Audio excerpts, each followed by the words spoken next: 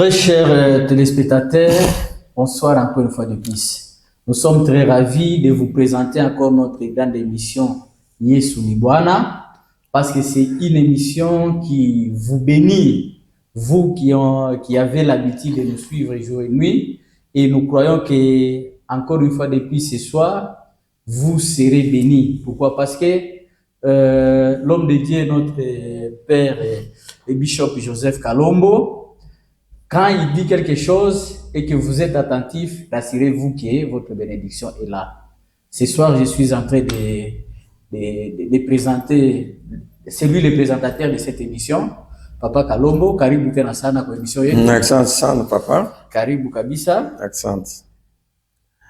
Téléspectateurs, nous bénissons le Seigneur Kwenye kutufata tunabariki Bwana pour cette émission que nous avons toujours présentée.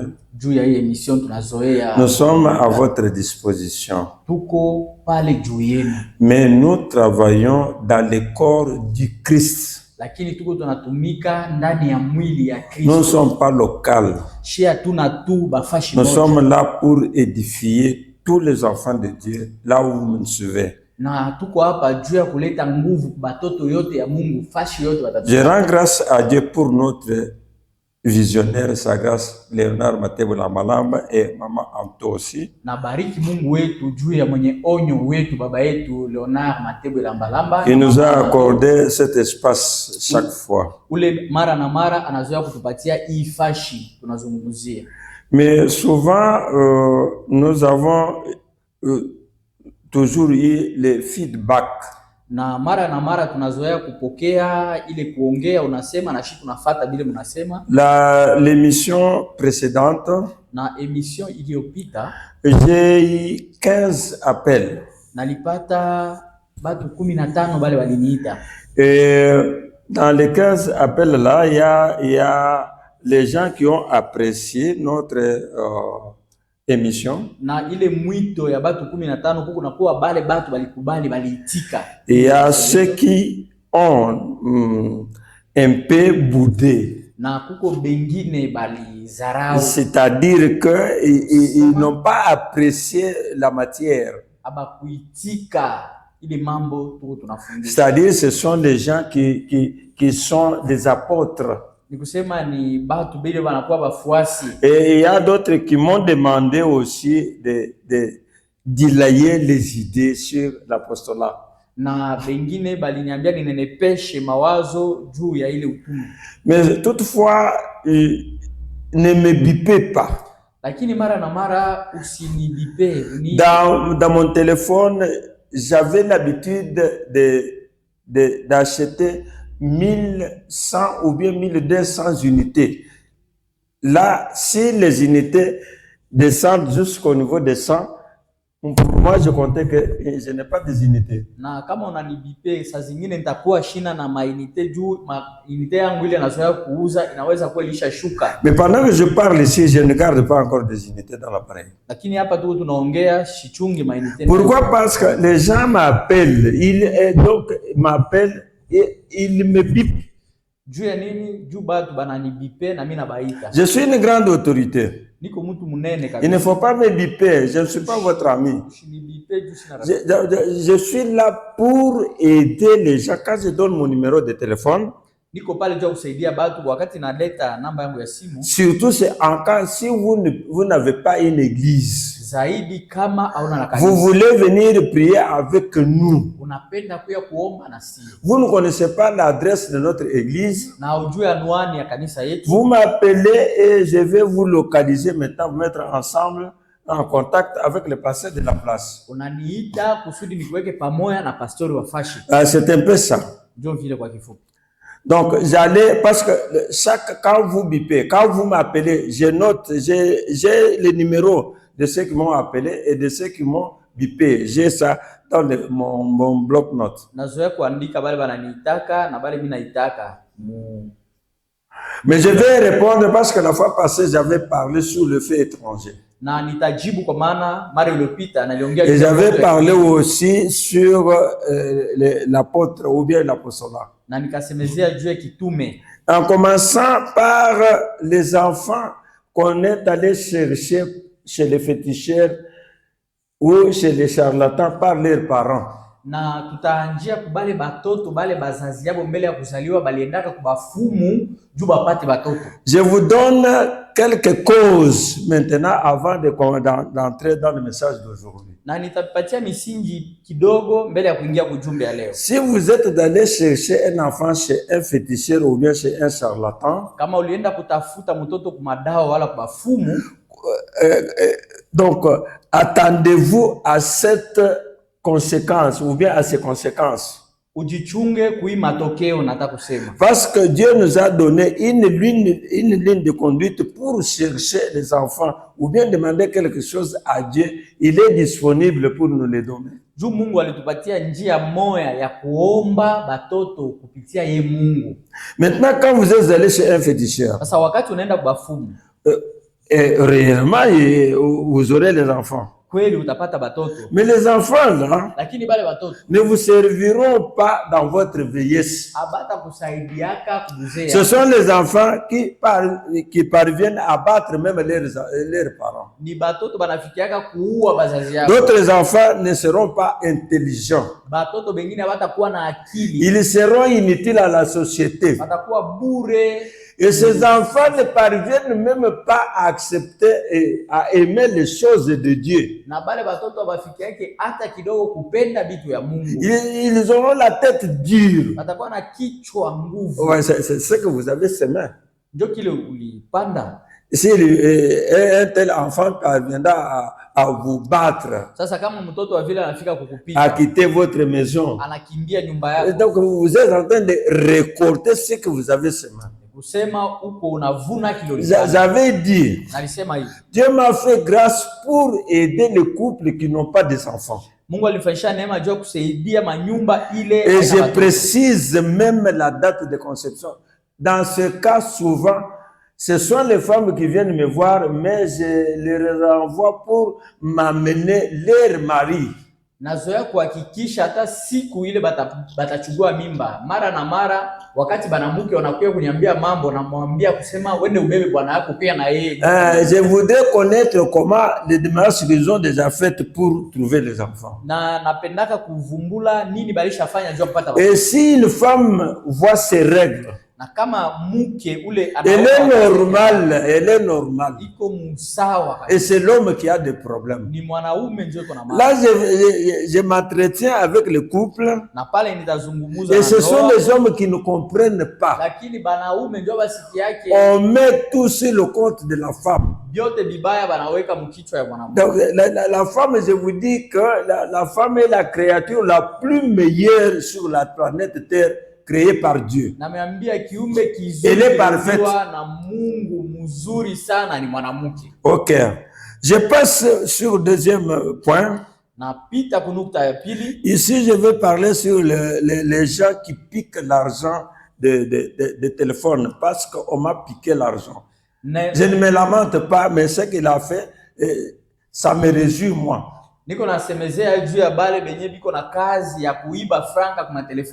On les appelle arnaqueurs. Arnaqueurs. Les arnaqueurs ou les pirates.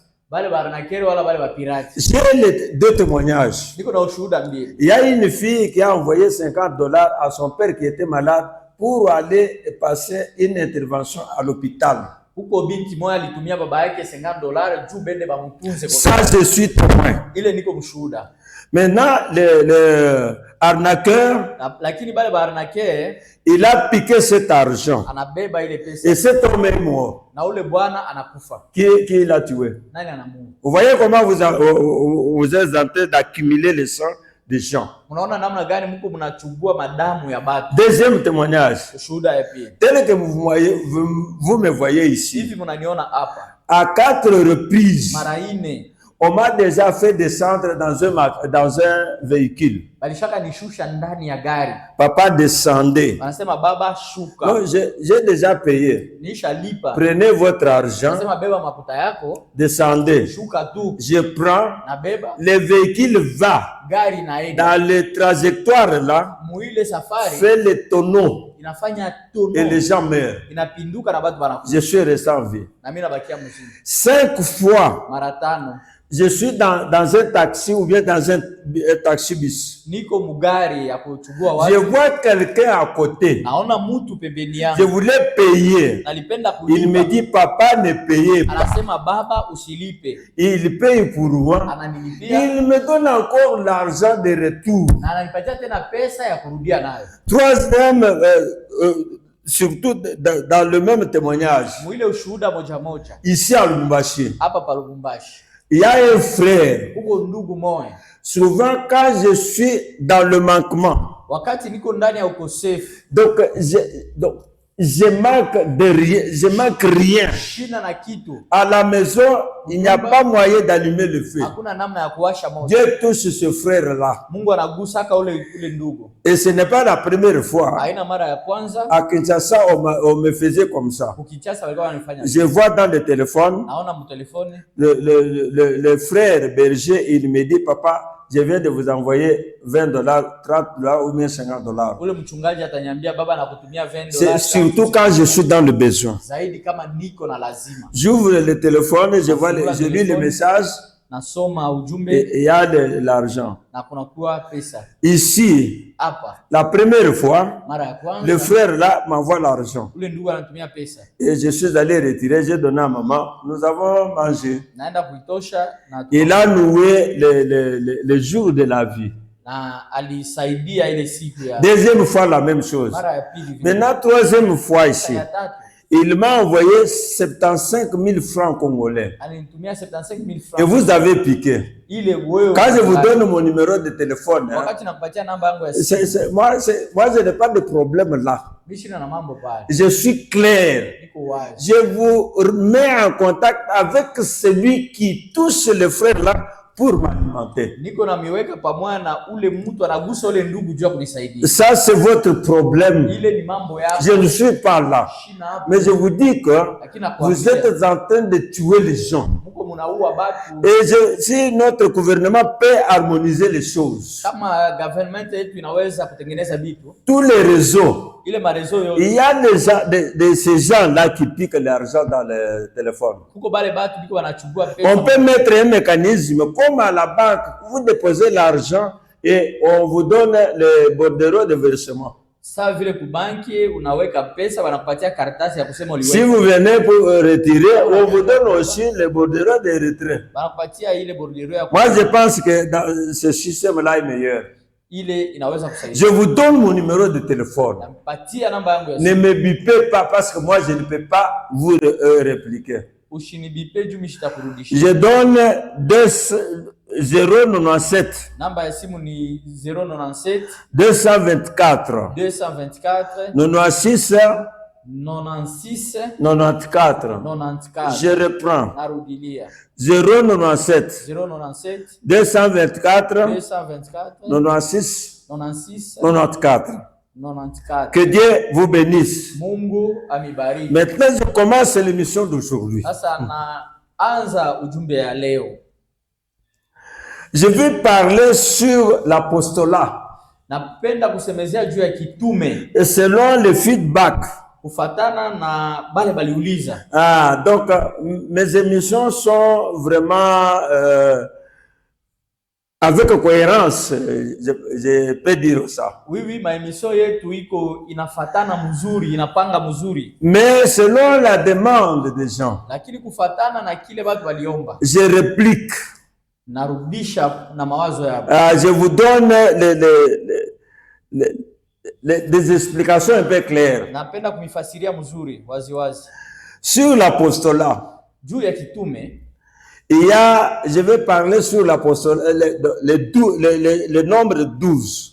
nitasemezea juu ya 12 Et les mots apôtre. na ile kitume. Apôtre, c'est qui? Mtume ni nani? Apôtre, c'est un envoyé. Yeye ni vile tunasema mtume, mtu banatuma. C'est un messager. Mwenye kupeleka ujumbe. Apôtre, c'est celui qui a amené, apporté un bon message, un nouveau message dans un autre pays. ule anapeleka ujumbe mpya, habari njema kuinchi. Comme nous sommes des chrétiens, on peut dire celui qui est allé planter la foi chrétienne dans un autre pays. Kikristo tunasema ule anapeleka imani ya Kikristo mu inchi ingine. Là où on n'avait pas entendu aucune fois qu'il y a un nom, il y a quelqu'un qu'on appelle Jésus-Christ. Kule abayasikiaka ile jina ya Yesu Kristo. Et celui-là qui est allé planter le nom de Jésus-Christ la première fois dans ce pays-là, on l'appelle apôtre. Ni ule anapeleka jina ya kwanza Yesu Kristo mwile inchi banamuita mtume. Un apôtre, hein? Mtume, je vous ai dit, c'est un messager envoyé, celui qui la première fois est allé prêcher la foi dans quelques pays. Ni mtume ule banatuma mara ya kwanza ende aweke imani ya Kikristo. Je donne l'exemple, on dit que le saint Denis est l'apôtre de Paris. Ule Saint Denis ni mtume wa kule. Il y a aussi Saint François Xavier est l'apôtre des Indes.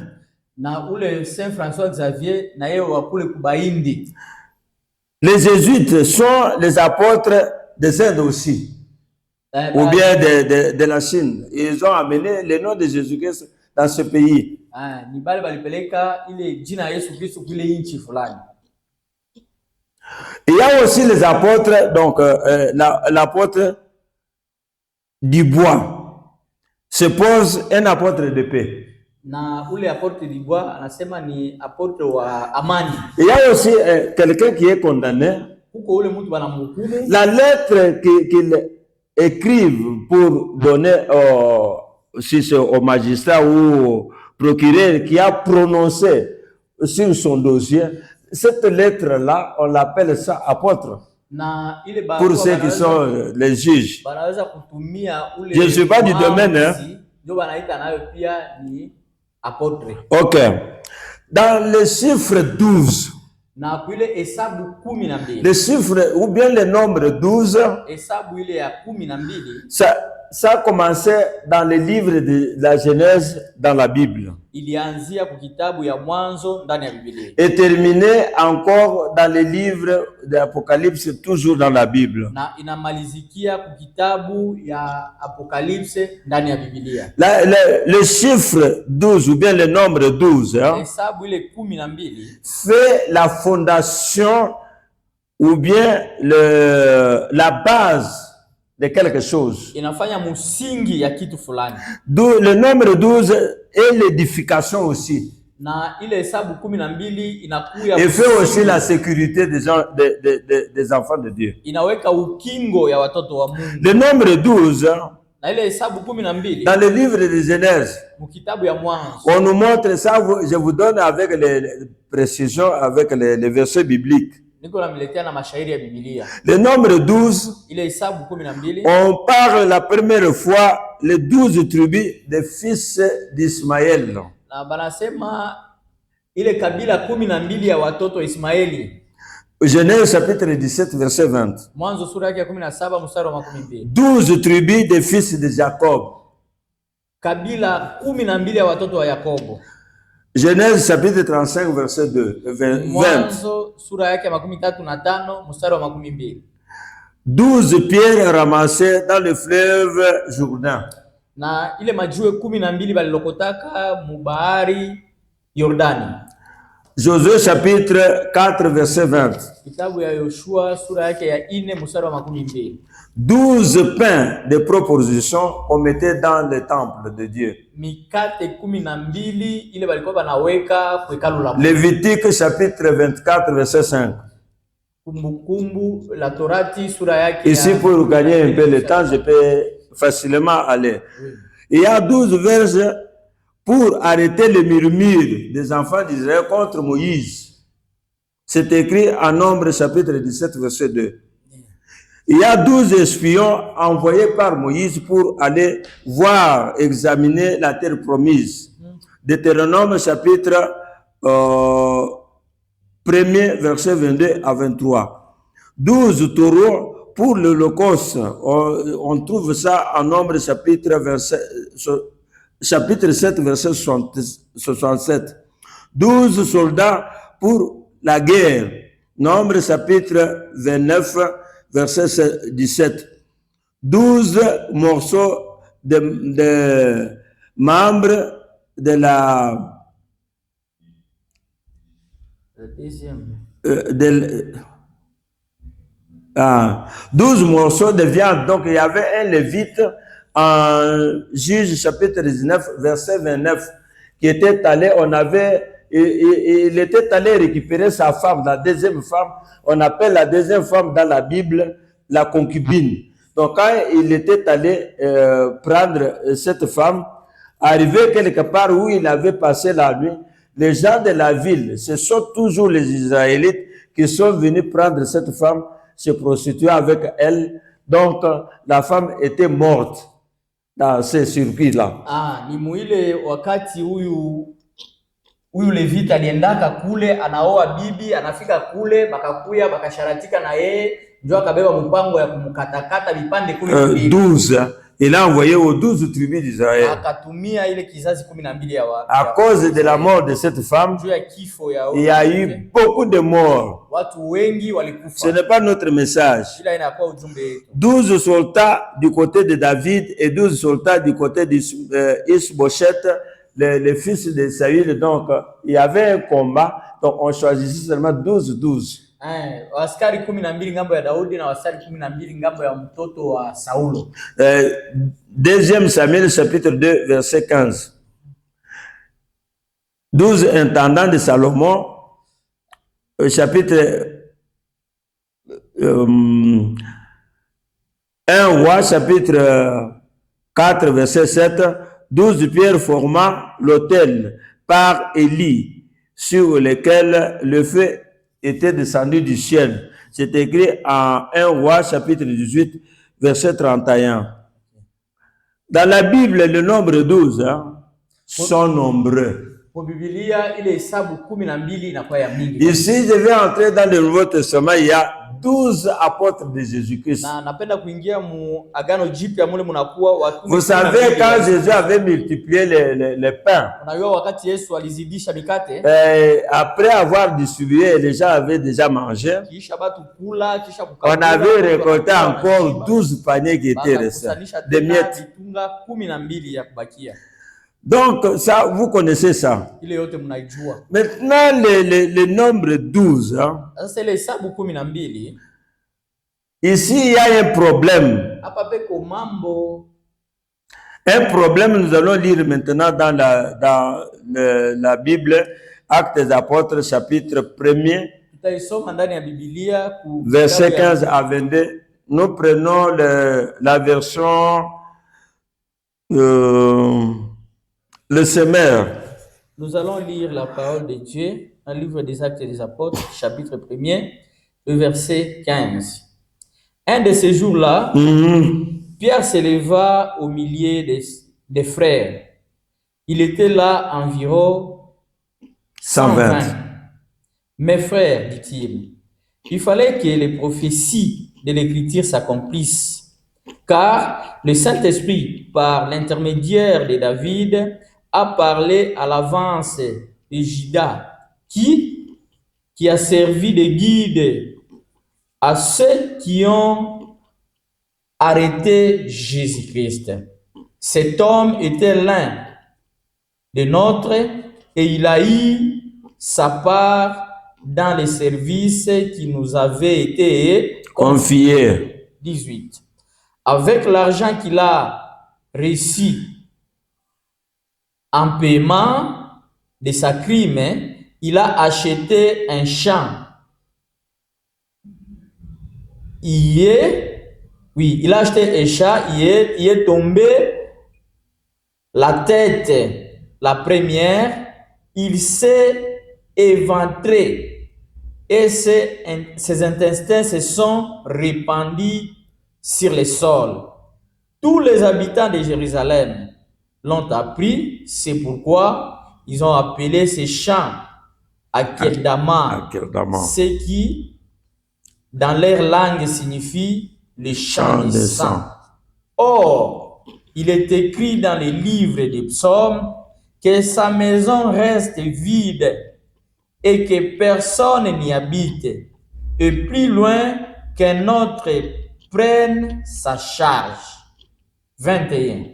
Nous devons donc choisir l'un de ceux qui nous ont Frères et sœurs, accompagnés vous qui nous suivez, durant tout suivez. le temps. Papa, répétez le verset 21 là. Le verset 21 dit ceci. Nous devons donc choisir l'un de ceux qui nous ont accompagnés durant tout le temps où le Seigneur Jésus sillonnait les pays avec nous. Amen. Allez-y, jusqu'au 22. 22. Depuis le moment où Jean le Baptiste, jusqu'au jour où il a été enlevé au milieu de nous, cet homme sera ainsi avec nous, un témoin de sa résurrection. On présenta deux hommes. Joseph, appelé Barnabas, surnommé Justice, et Matthias. 24. Et l'on fit alors cette prière. Toi, Seigneur, tu connais le cœur de tous les hommes. Désigne toi-même celui de ces deux frères que tu as choisi. Allez-y. Pour occuper dans cette charge d'apôtre la place que Judas a désertée afin d'aller à celle qui lui est revenue. Puis, ils tirèrent au sort. Matthias fit désigner celui qui fut adjoint aux 11 apôtres. Oh Seigneur Jésus, merci. Frère, Donc, si nous sommes là, ce n'est pas pour vous dénigrer. Ce n'est pas pour vous minimiser. Il y a des églises là où on trouve les apôtres aujourd'hui. C'est leur organisation. Moi, je ne suis pas contre leur organisation. Nous sommes un ministère d'enseignement et de correction. Nous voulons vous mettre les points sur les i. Je dis et je répète que je ne suis pas contre votre organisation.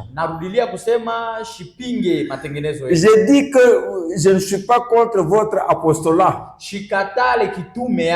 Vous êtes apôtre, oui. Il y avait un apôtre qui était ici.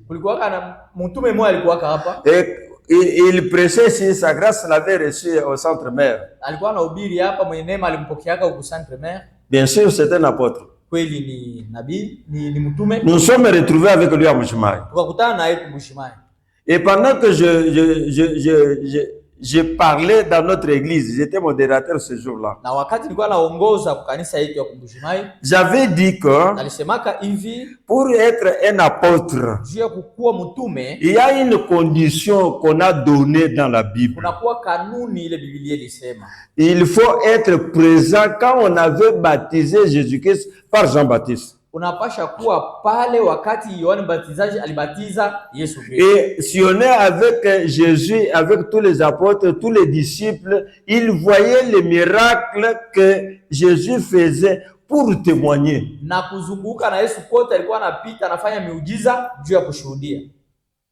Mais aujourd'hui, on trouve quelqu'un qui est né ici, grandi ici, et il n'a jamais vu Jésus. La fois passée, j'avais dit qu'il n'a jamais vu Jésus, même dans une vision. Je vous dis encore une chose. Il y a la photo de Jésus qu'on a fait par Hoffman, un Américain.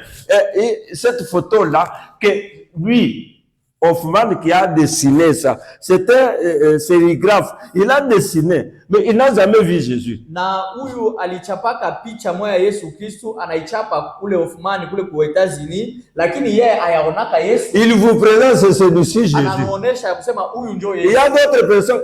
Cette photo-là est placée dans des églises. Na ingine mafashi ile picha inakuwa ndani ya makanisa. C'est ça l'idolâtrie. Ndio ile kuabudu na sanamu. Et quand vous êtes dans la prière, kama uko ndani ya maombi, après avoir vu cette photo, kisha kuona ile picha, et cette photo revient dans votre esprit, na ile picha inarudia roho yako, Dieu n'est pas là. Mungu hana pale. Si vous serez exaucé, kama ce n'est pas Dieu le créateur, haina muumbaji, celui qui avait donné les idées de faire ce dessin-là.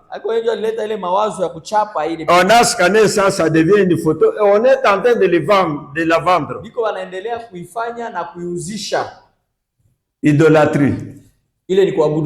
Donc, j'avais dit ça dans l'église. Je ne savais pas que les fidèles de notre apôtre chéri, apôtre, étaient là présents. Ils sont allés lui dire, écoutez ce que Papa Kalombo a dit. Il est venu me voir. Je lui dis, frère, moi, c'est la Bible qui est notre niveau. Nous connaissons la signification du mot apôtre. Je ne suis pas contre votre apostolat, mais la lumière se trouve dans la Bible. Chose grave. Des gens pareils meurent seulement ici dans notre pays. Aujourd'hui, je ne suis pas pressé, je suis entré me limolo. On a trouvé seulement 2 personnes qui avaient assisté au baptême de Jésus-Christ par Jean-Baptiste. 2. Mais nous lisons la Bible que Jésus avait nourri 5000 personnes, 7000 personnes. Donc Jésus était un homme de foule. Mais on avait trouvé seulement 2. Écoutez bien. La première personne, c'est Matthias.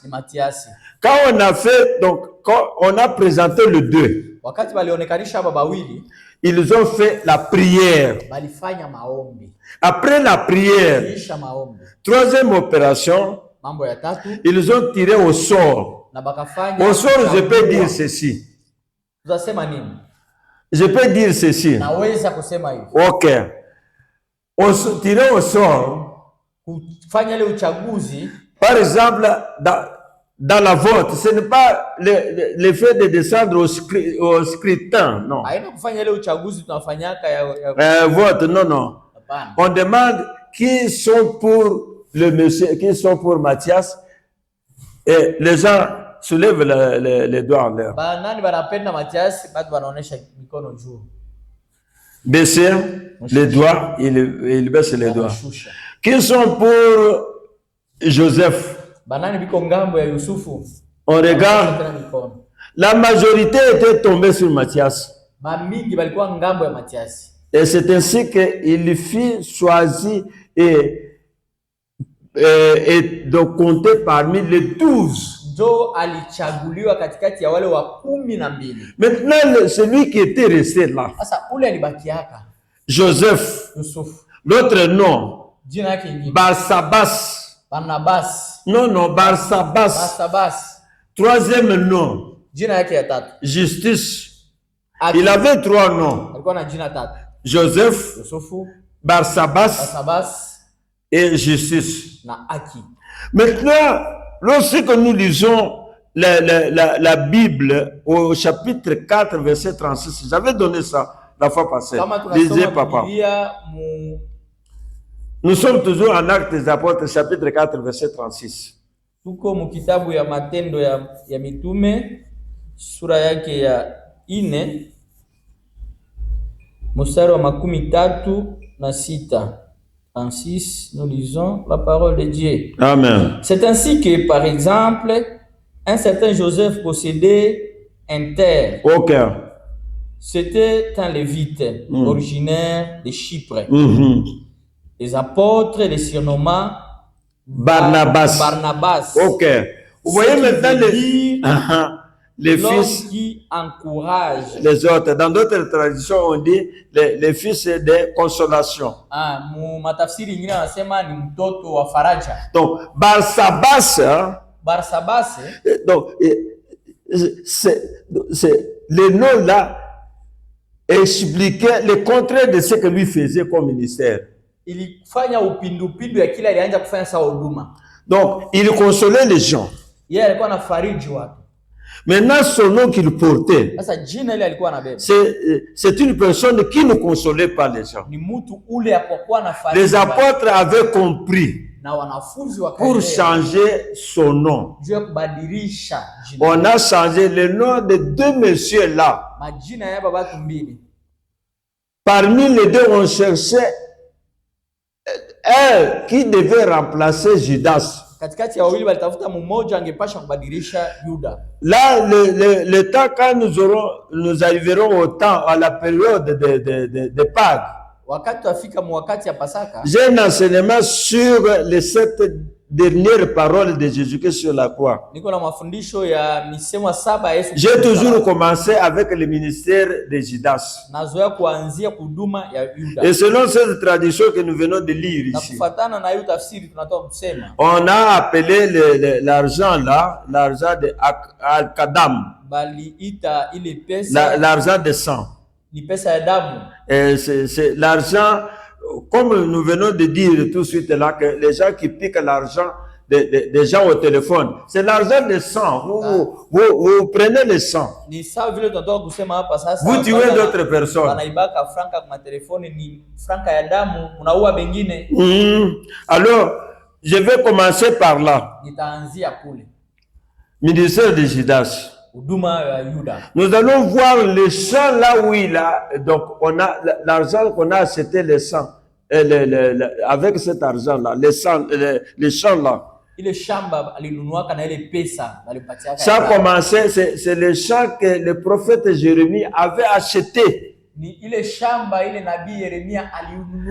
Nous verrons ça dans d'autres enseignements, surtout sur les 7 dernières paroles de Jésus-Christ. On a changé le nom de cet homme-là. Il est devenu apôtre.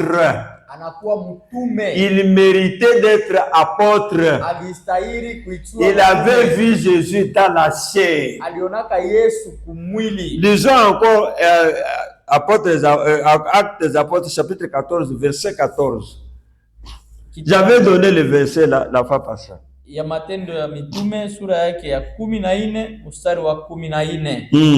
lisons la parole de Dieu. Amen. Quand les apôtres Barnabas et Paul la prirent, ils déchirèrent leurs vêtements. Ok, amen. C'est le verset, la phrase que j'ai cherchée. Lorsque les apôtres, on parle des apôtres. Apôtre Paul et apôtre Barnabas. Le Barnabas avait vu Jésus. Et Paul aussi avait vu Jésus. Nous sommes à 1 Corinthiens chapitre 9 verset 1er. Il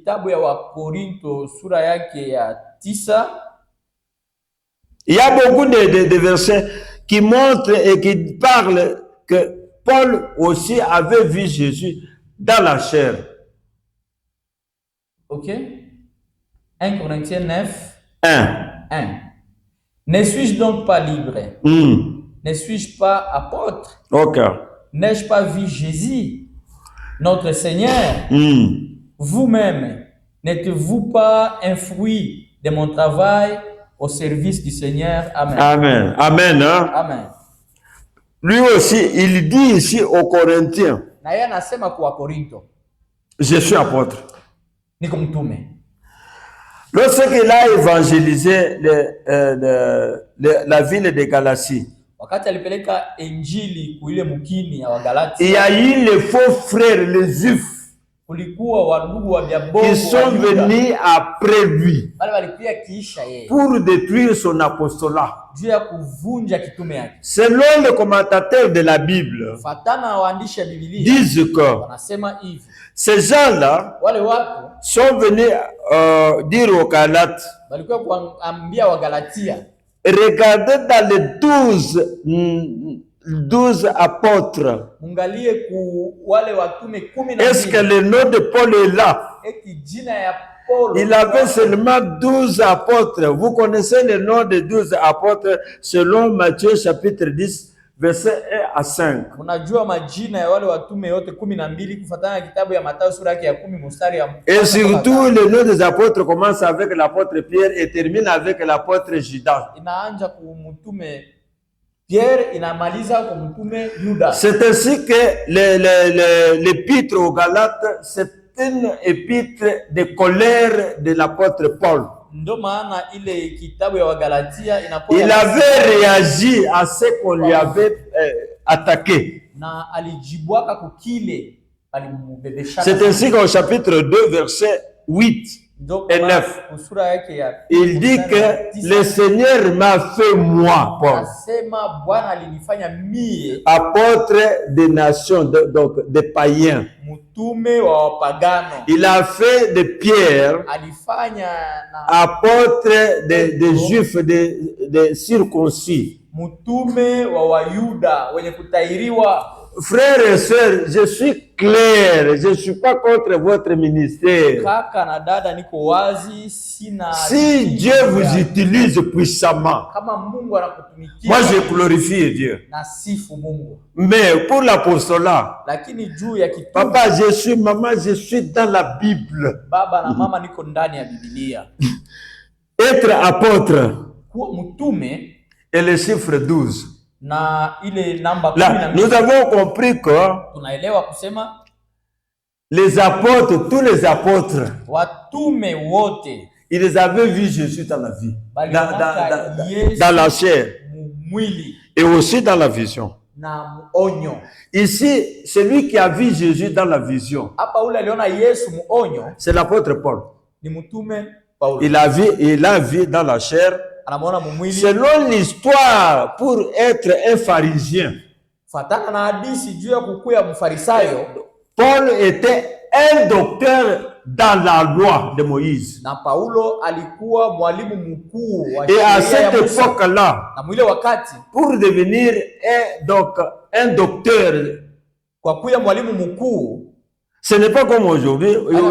Je peux aller à un hôpital, je trouve un jeune de 35 ans, 37 ans, 40 ans, un jeune qui est un docteur en médecine interne. Mais à l'époque, donc ce sont des vieux papas qui sont des docteurs. En tant que pharisien, il avait vu d'abord Jésus. Il contredisait ce que Jésus faisait. Il contredisait ce que les apôtres enseignaient. C'est pourquoi sa conversion, moi je peux dire que c'était une matraque de Jésus. Pressé, forcément entrer dans la foi chrétienne. Suite aux prières des saints. Il avait vu Jésus, mais vous n'avez pas vu Jésus. Paul le Kwanza. Que Dieu vous bénisse, mon frère. Ok. Maintenant, je reviens sur le chiffre 12. Suivez-moi maintenant.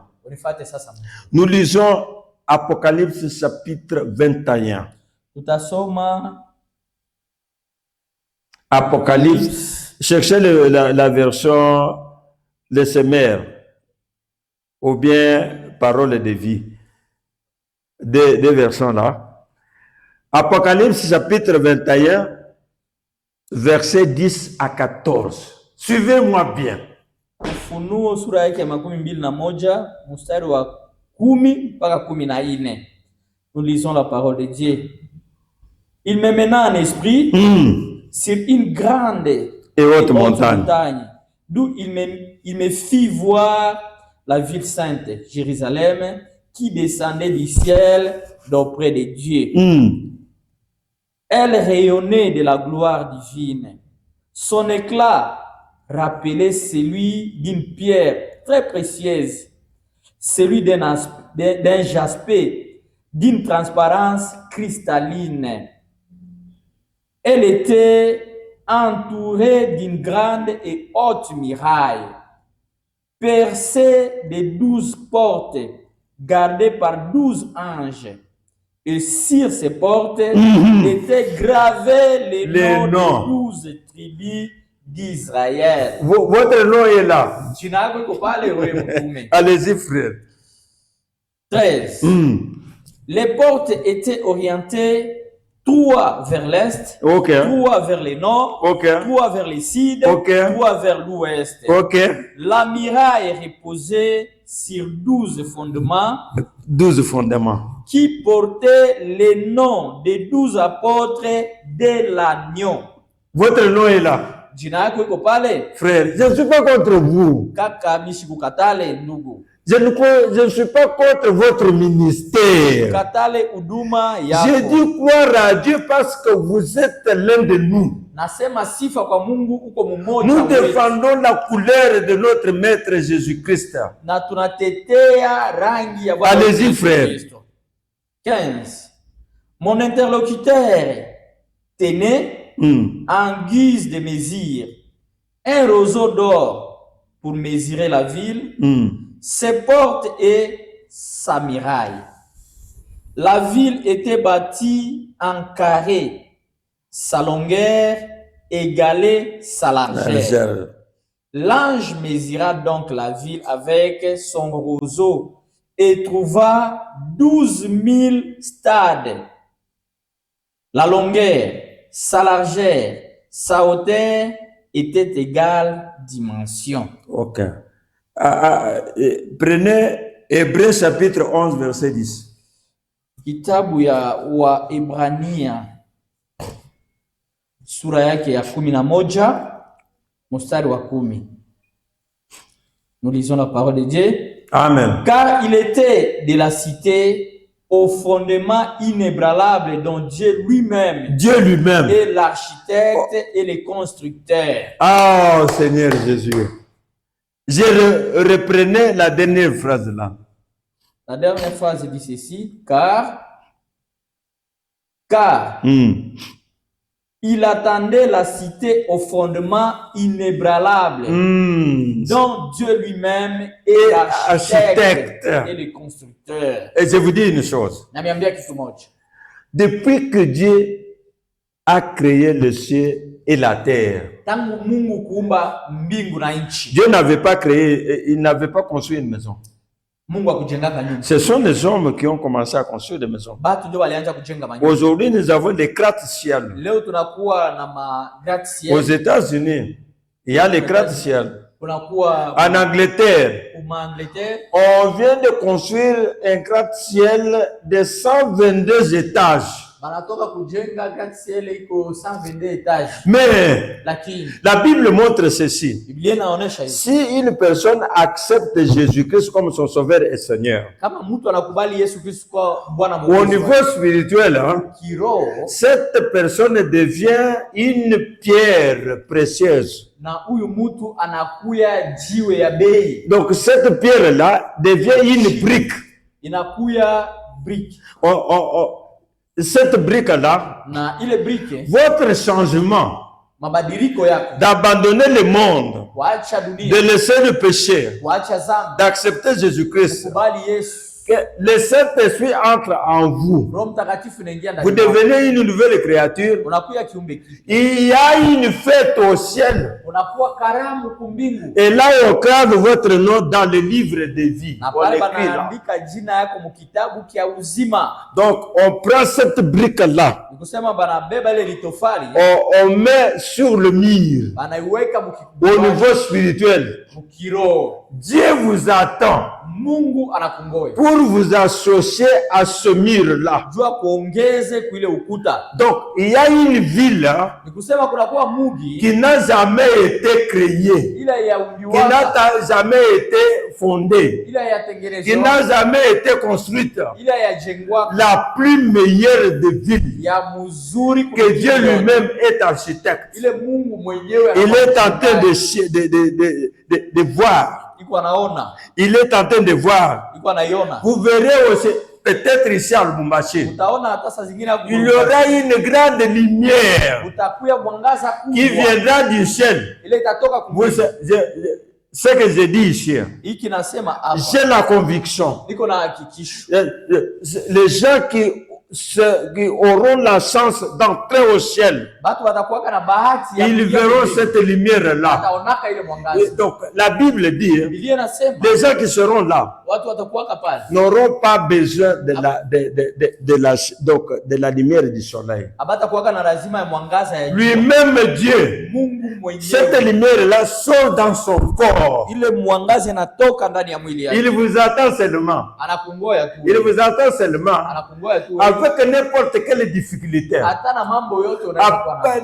même n'importe quelle souffrance, Wala mateso gani? même votre souffrance Hata là, mateso yako il vous attend. anakungoya. Donc Jésus-Christ, hein, Yesu Kristo il vous attend, il anakungoya. vous appelle, Anakuita. venez à lui, Njoni kwake. acceptez-le Umukubali. comme votre Sauveur et Seigneur. Sawa Bwana na Mwokozi. La Bible dépeint ici Biblia inafungua la ville là, ile mugi, donc la base, ile msingi il y a 12 fondements, kunakuwa misingi il 12. y a aussi 12 murs, Kunakuwa ukuta il 12. y a aussi 12 portes. Kunakuwa milango 12. Sur les portes, hein, Kumilango il y a 12 noms des enfants d'Israël, de leur tribu. kunakuwa jina 12 ya watoto wa Il Israeli. y a 12 anges gardiens. Kunakuwa wa malaika 12 Moi, je serai dans cette ville. na mimi nitakuwa atakaa ndani ya mji On serait toujours stable. na tutakuwa wenye kustarehe. Jésus vous cherche. Yesu Jésus a besoin de vous. Yesu anakulazima. Et les noms des apôtres de Jésus Na majina ya sont inscrits gravés sur chaque porte. imeandikwa kwa kila mlango. Ma question c'est ici, mon frère. Ulizo yangu ni hii ndugu. Votre nom sera où? Jina yako itakuwa wapi? Écoutez ce que l'apôtre Pierre demande à Jésus. Kuwa kile Nous sommes à Matthieu chapitre 19, kitabu ya Mathayo sura yake ya 19 versets 27 à 28. Matthieu 19 Versets 27 à 28. 27, nous lisons la parole de Dieu. Amen. Alors Pierre prit la parole et lui dit, et nous, nous avons tout quitté pour te suivre. Quand sera-t-il de nous? 28. Jésus leur dit, vraiment, je vous l'assure, quand naîtra le monde nouveau et que le Fils de l'homme aura pris place sur son trône glorieux, vous qui m'avez suivi, vous siégerez, vous aussi, sur 12 trônes pour gouverner les 12 tribus d'Israël. Frère apôtre, votre nom, donc, votre nom, vous serez aussi sur une chaise. Pour juger qui? Voilà le problème. Nous sommes donc un ministère d'enseignement et de correction. Moi, je bénis Dieu pour notre visionnaire Matebo Lambalam. C'est lui qui avait reçu cette révélation-là. Nous sommes un ministère d'enseignement et de correction. Nous ne sommes pas ici pour vous dénigrer, non. Nous voulons mettre seulement les points sur les i. Appeler chaque chat dans son nom. Pierre demande à Jésus, frère, vous n'avez jamais laissé quelque chose. Moi, j'ai laissé ma femme. Mimi naliachaka bibi yangu pour aller dans l'évangélisation. juu ya kwenda mwinjili. Et dans une condition que un homme ne peut pas laisser une femme. Hali ile mwanaume hawezi kuacha bibi yake. Et donc, grosse de 2 mois. Mimba. Je suis dans l'évangélisation. Niko kule kwa injili. Je reviens, je trouve l'enfant est déjà là, en train de marcher. Nakuta mtoto alishaanza kutembea. J'ai déjà laissé à maintes reprises. Nishakaacha mara na mara. C'est pourquoi je suis sauvé. Ndio maana nimeokolewa. Notre chancelier de Kinshasa avait dit, témoigné que papa que vous voyez ici, c'est parce qu'il s'était donné dans l'œuvre de Dieu. C'est pourquoi quand il avait connu l'accident mortel, c'est Dieu qui l'avait sauvé. Ndio ule baba alishuhudiaka kukicha nasema huyu baba mnaona hapa ni juu alijitoaka mkazi ya Mungu, ndio maana Mungu alikutoshaka mkifo. Nous avons tout laissé. Tuliacha vyote. Nous vous avons suivi. Tunakufuata. Quel sera notre sort? Utapata nini? Vous qui m'avez suivi. Mwe mnanifuata. Dans d'autres versions on dit, celui qui a laissé ses amis, tu verras d'autres amis à l'église. Celui qui a laissé ses parents, tu verras aussi des personnes âgées au niveau de ses parents à l'église. Même les enfants à l'église. Ce n'est pas pour venir à l'église pour se prostituer. Ce n'est pas la raison pour laquelle Jésus était monté sur la croix. Vous serez aussi juge. Je reviens parce que je vais chuter maintenant. Jacob n'avait pas seulement les 12 garçons. Il avait aussi une fille qu'on appelle Dina. Cet enfant Dina, c'était un enfant pour le jugement. Pour le jugement. On l'avait violé. Enlevé aussi. Et ses grands frères, Simon et Lévi,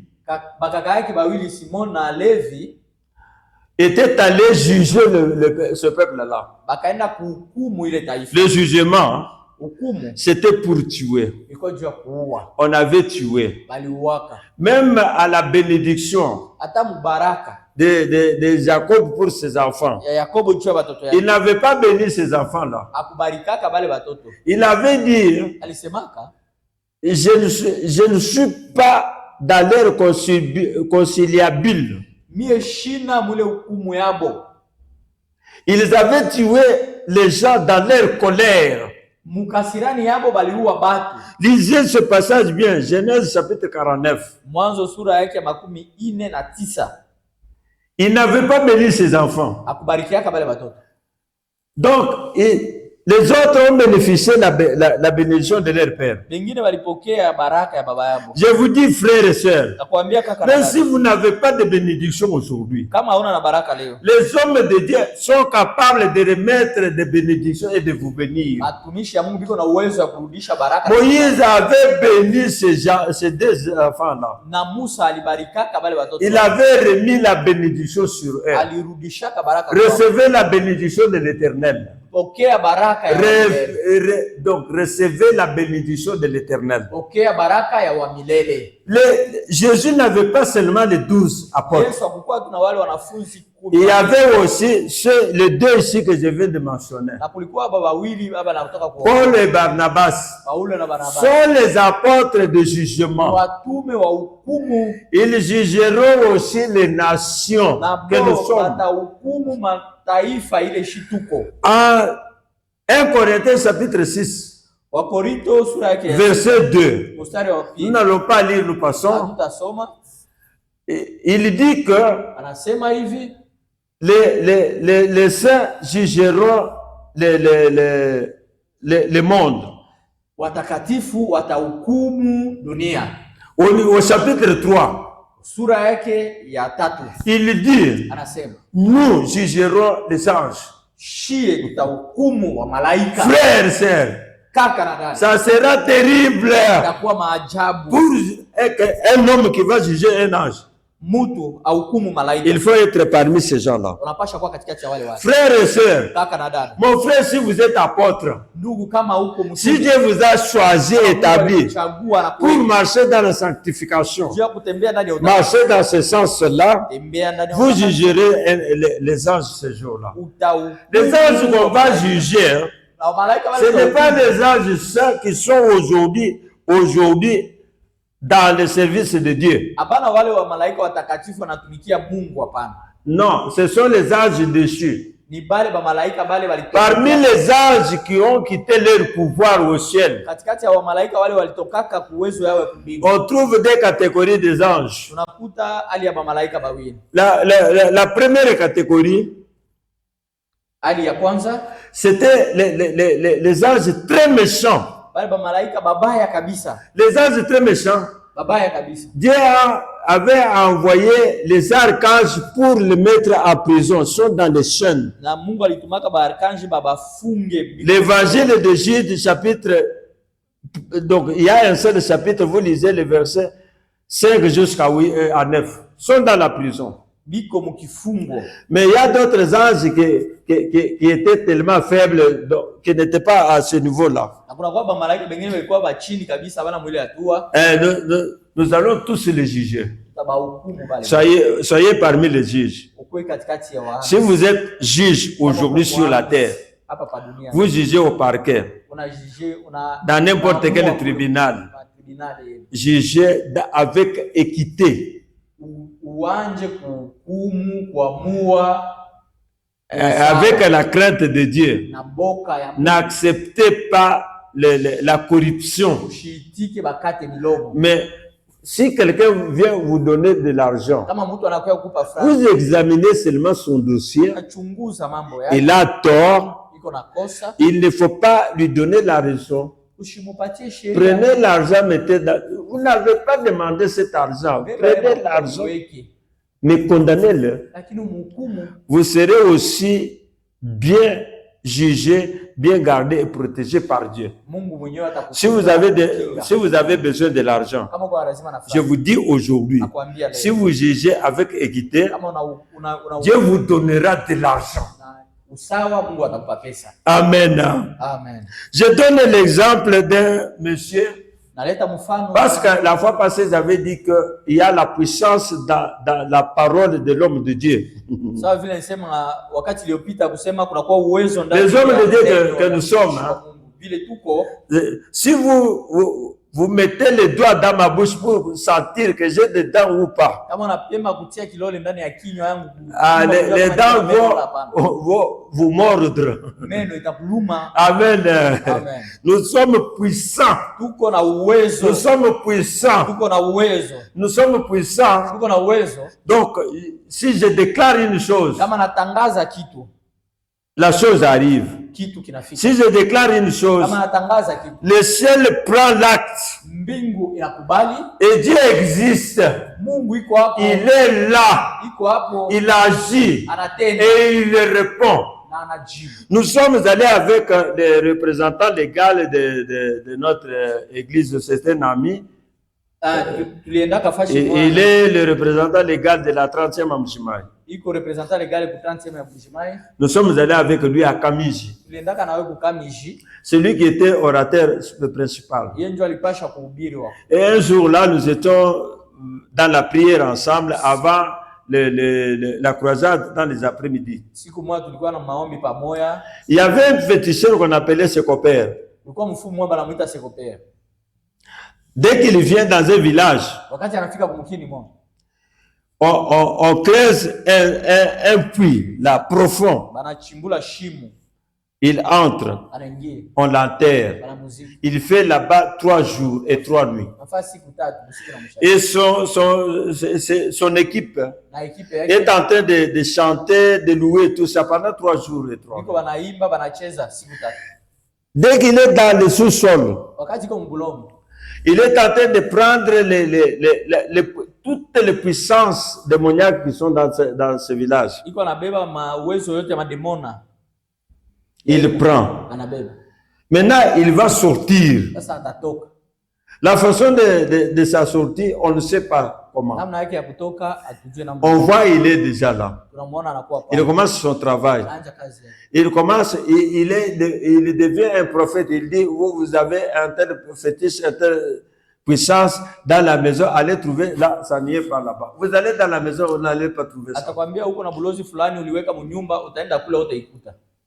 Et effectivement, c'est ça. Na vile vile ndio liko. Maintenant, quand il a envoyé tout le monde dans le village et il monte son église. Na akabeba watu wote mule mumukini kisha akatengeneza yake kanisa.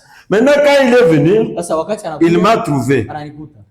Les autres étaient dans la prière. Wengine walikuwa ndani ya maombi. Frère Anaclé Kabalou était dans la chambre. Na ndugu Anaclé Moi, j'étais dans le salon. nilikuwa kwa salon Il est venu et il m'a trouvé. ananikuta. Il m'a demandé, je voulais voir votre chef. Alipenda kuona sultani wenu. Donc, celui qui est à la tête de notre équipe. Ule mwenye yuko kukichwa ya ekipe yetu.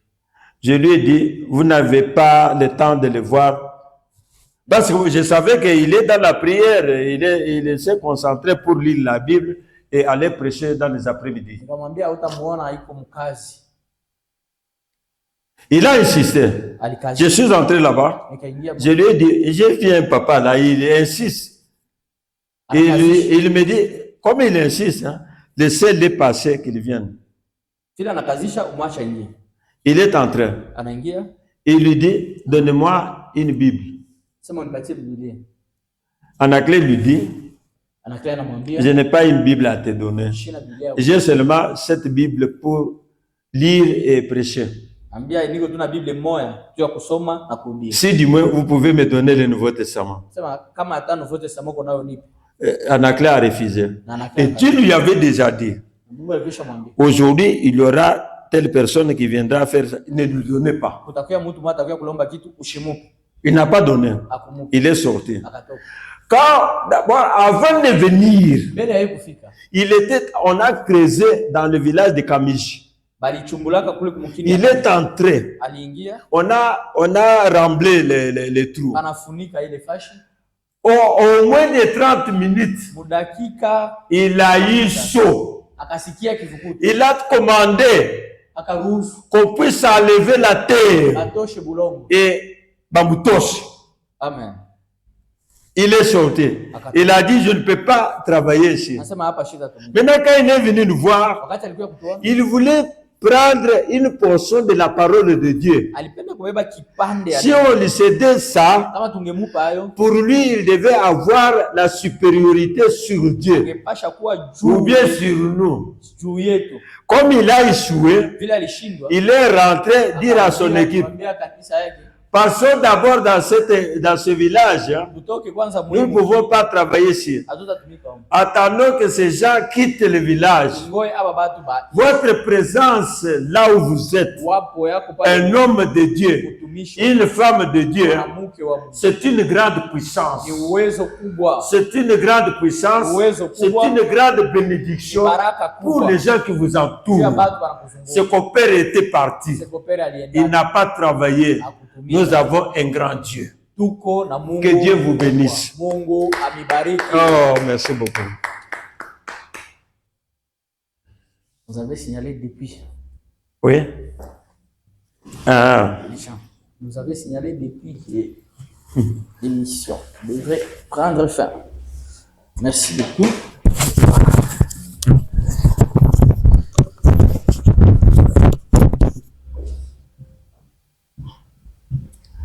Nous avons fait combien de